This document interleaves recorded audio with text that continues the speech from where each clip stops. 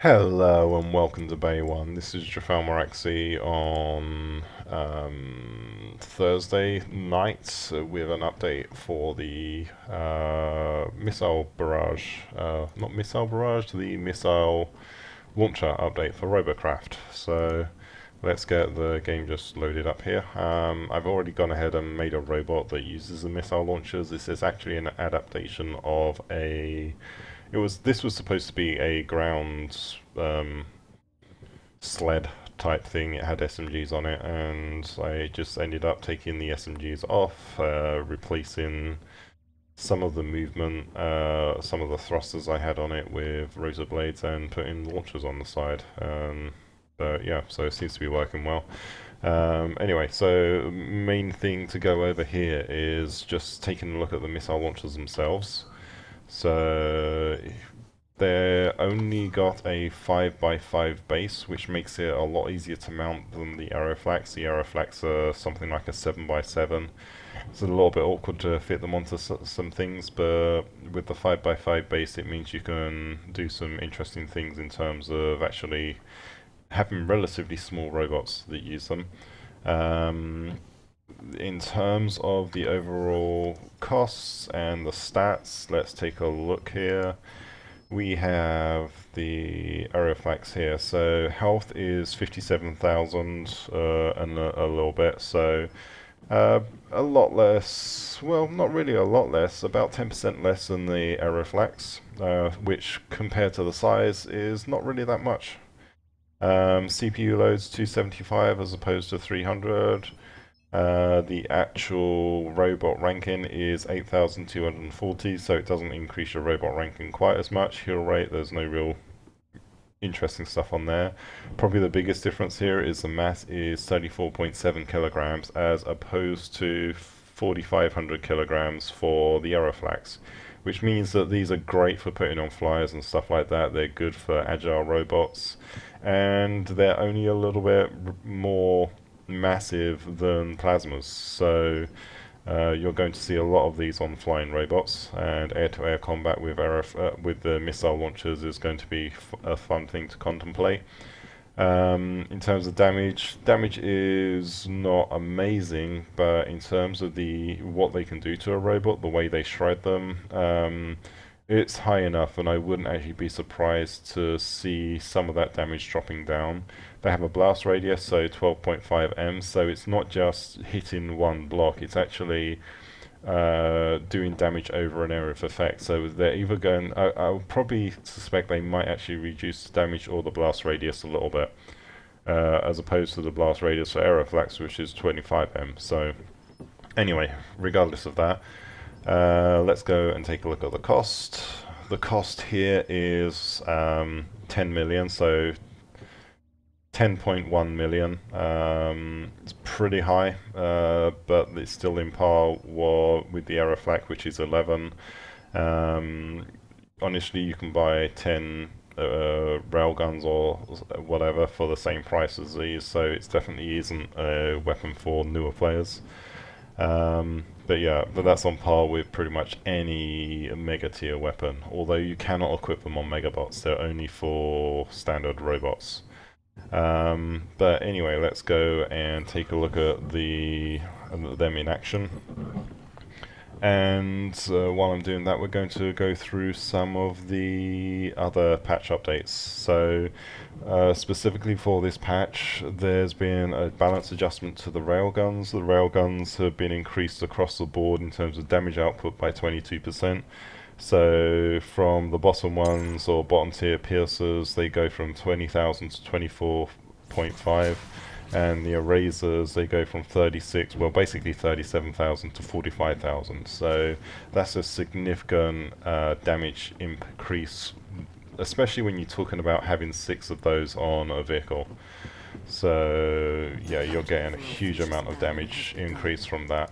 In terms of the rudders, there's been a big balance change for the rudders and for the aerofoils. Rudders have actually more or less lost some hit points, not for the tier 10s or the higher tiers, but for the lower tiers there's been a lot a pretty big reduction. It's gone down almost by 22% on the lower tiers.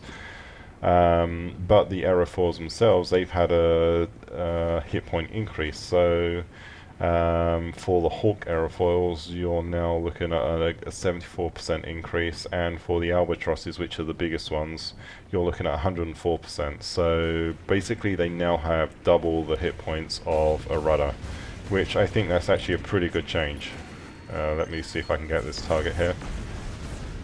And I'm being shot, so it's good that you actually get a lock-on notification when you're being shot. It gives you a chance to actually dodge and avoid being hit by these things. Yeah, but you do have to be paying attention. So anyway, let's see if I can go and find something else to shoot. There you go.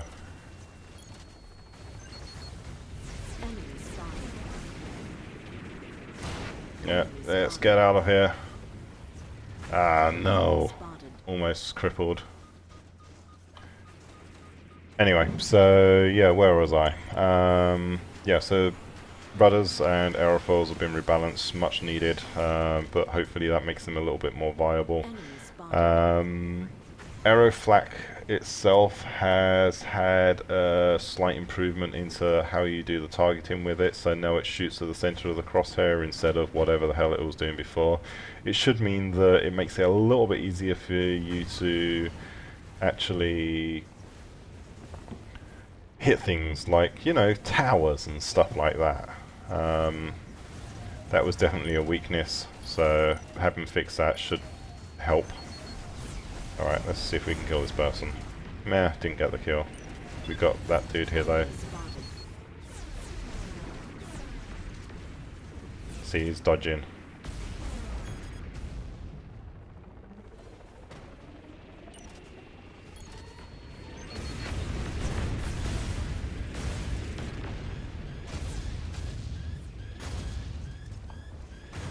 Yeah, see, that's what happens if I just stay in one place. I'm gonna die. It's a very lightweight bot, but anyway, so while my team... Oh, it's just... What did you just do? Died, that's what happened.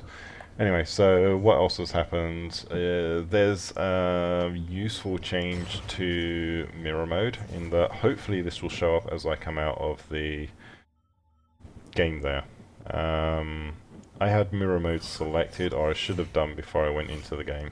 And hopefully yep, it's still selected, so I'm no longer having to toggle that, so it remembers it between games, which is a big...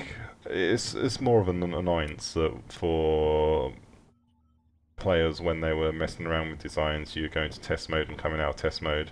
Well, now it actually stays or remembers the last setting. I'm not sure if it does it between game restarts, but at least between individual games, then that's really useful.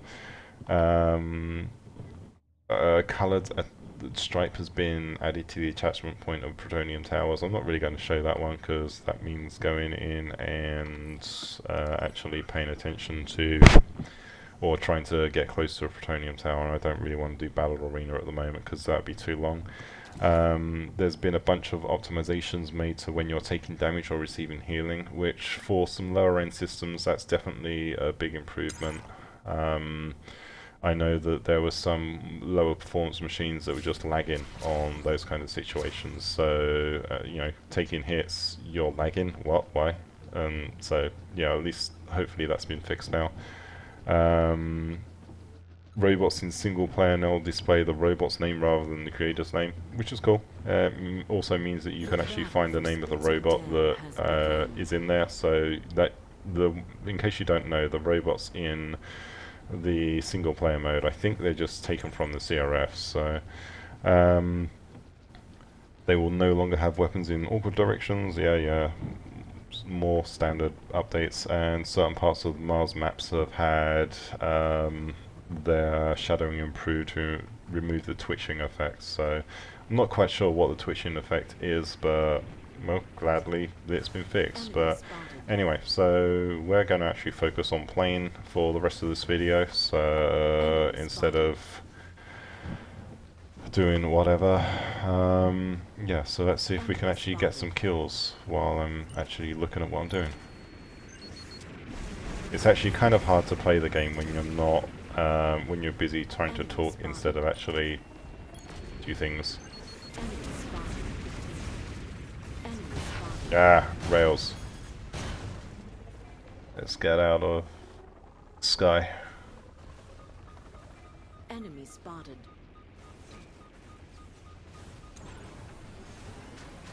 And I'm going to see if I can actually sneak up around behind this mech. You can dumbfire the missiles as well, so it's pretty cool. Okay, he's gone already. Enemy spotted. Enemy spotted.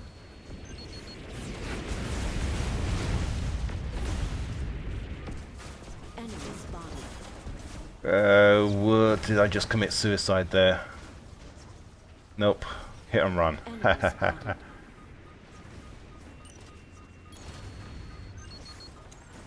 Enemy spotted. Ah, I died. Anyway. So, yeah, I'm going to put this robot on the CRF, even though it may not look like the best robot in the world, but it can be there. I'm just going to call it the missile launcher. Why not? It's whatever. But anyway, thank you very much for watching. Don't forget to subscribe in the bottom corner, it's somewhere down there, and we'll see you around next time. Goodbye.